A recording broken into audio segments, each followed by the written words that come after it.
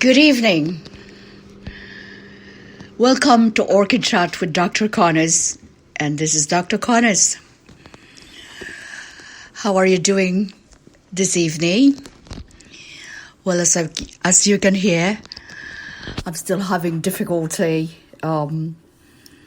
speaking. I don't have my usual voice yet 100%, but that is to be expected. I was told that it would take a while before I can have some sort of normalcy, so to speak. So, you have to pardon me if I stop in between. That's Morgan in the background, so you know this is live. Morgan, come on. No. So I'm very sorry about that. So that is Morgan. I wish this is a podcast, so I wish that indeed you could see, because they are rather cute. No barking. Come on. Mommy's on live. So, all right, so I have been home since January 31st from the hospital. I was here for a week, and then I had to go back on to the hospital on January 10th and came home on January 12th. So in other words, since November, this has been the longest, Morgan, no. That has been the longest time that I have been home. So I have to say that it has been pleasant, even though I'm actually having to deal with a lot of struggles, as you can hear. I easily get winded still, although my oxygen level is actually quite good, up to 98%. However, my pulse rate is rather high, so I think it has something to do, or of course I'm diagnosing myself.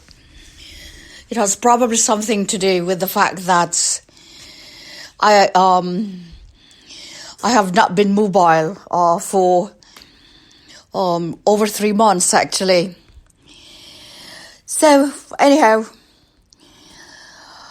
regardless of the difficulty, physical difficulty that I have to deal with, I'm actually appreciating life. And of course, there are times when I get angry, I get frustrated and completely go in a mode where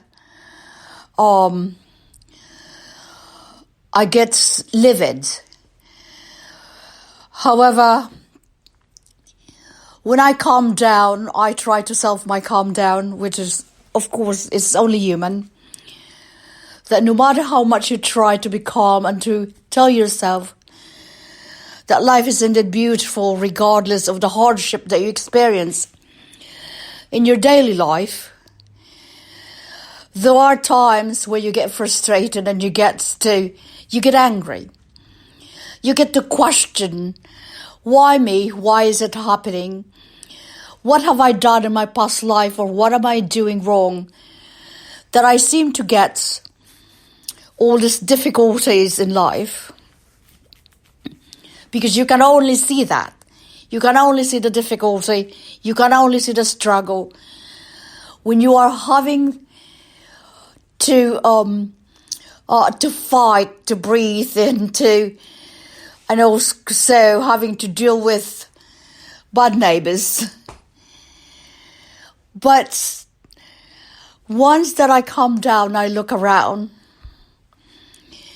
and it's only just a brief moment actually when I get to that state where I'm livid, when I'm frustrated. So I try so very hard to compose myself. and look around me and see the beauty that is presented to me. And regardless of the difficulty and the ailment, the financial struggles that I've been going through the past 10 years, yes, it is the past 10 years, I would say.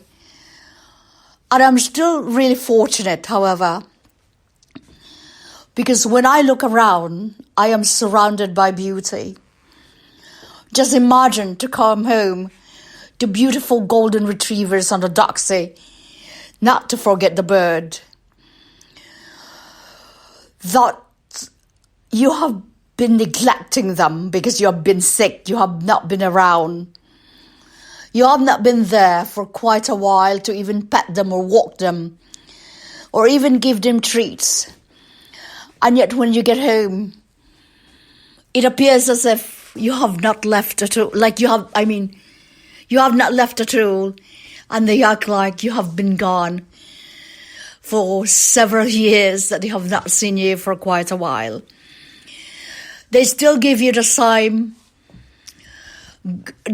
treatments, love and all that undying love or endless love, so to speak.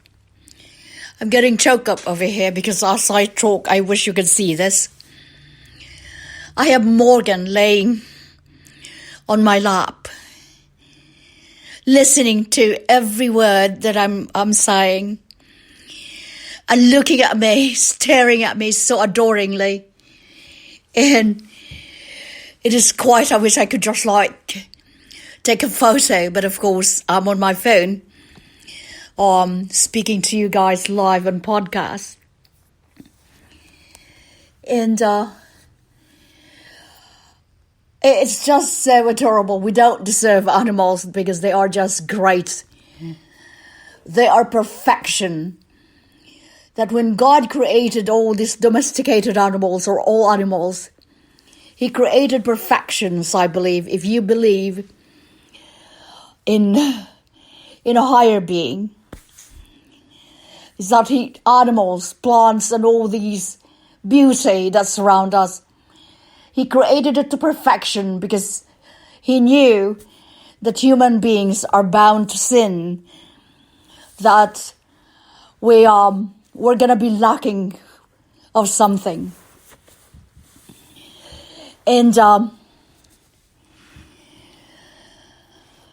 so those are the moments and those are the things that I do appreciate it so much.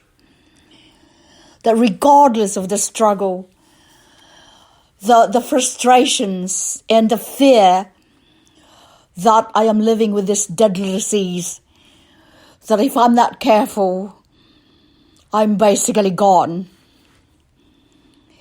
So I have to be very, very careful. I can no longer be so nonchalant about my disease because it is very, very serious. I'm very thankful and I'm elated, and I just can't explain how the joy that I felt when I was told that I'm cancer free. That when I went for PET scan, there were no traces of cancer cells that they could see from the scan. So I was elated by that because at least I have won something. I was victorious about something.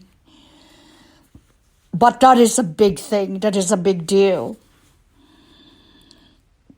Because having to fight that, I thought that I would never come to the future, that I would have been here.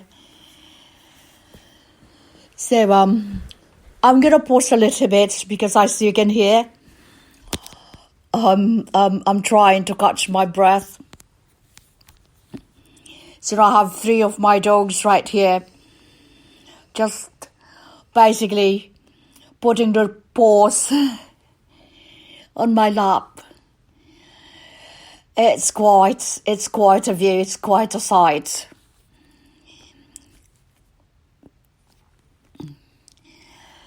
All right, so I'm back. So as I'm saying, even though I guess I am allowed to feel frustrated and to feel angry at some moments in my daily life, but when I actually settle and sit down and look around, I am still extremely blessed with so much. I'm still lucky as I consider myself one of the luckiest people still to be surrounded by such beauty. My plants that are thriving, considering that I live in the cold parts of the country. My orchids are actually thriving, and I just can't believe it. They are in blooms. A lot of them are in blooms, and a lot of them also they have growth, and they're starting to grow to grow into such beautiful plants again. So they're getting ready for the spring and summer.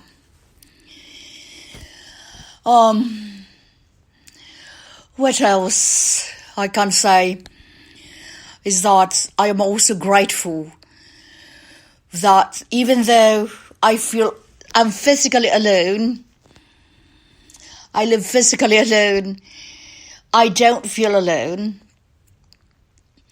because I feel when I open my messages and when I look into my social media and I see all these beautiful messages coming from my followers and from my friends from all over the world, my heart is full. I am melted from reading all those wonderful messages, the encouragement. And I just can't explain how I feel when I'm reading your beautiful messages, and this is not at all an exaggeration. I smile from ear to ear because I just can't believe that somebody like me could garner just so much adulation and could invite or be fortunate enough to have a group of wonderful people all over the world from different walks of life. And I get messages in different languages. And sometimes I feel so guilty and terribly about not being able to respond to all of you. And I wish I could. And I try very hard to respond, but I feel like I am lacking. I'm slacking. So anyhow, I want you to know that I do read all your messages and all the comments. And I thank you so very much for that.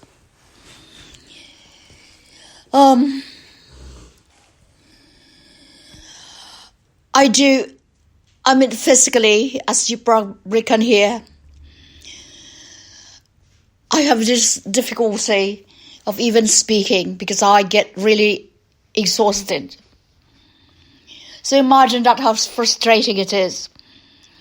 That after a few minutes of speaking, I sound like I have run a marathon, a 25-mile marathon. That's how I feel like. And at times there's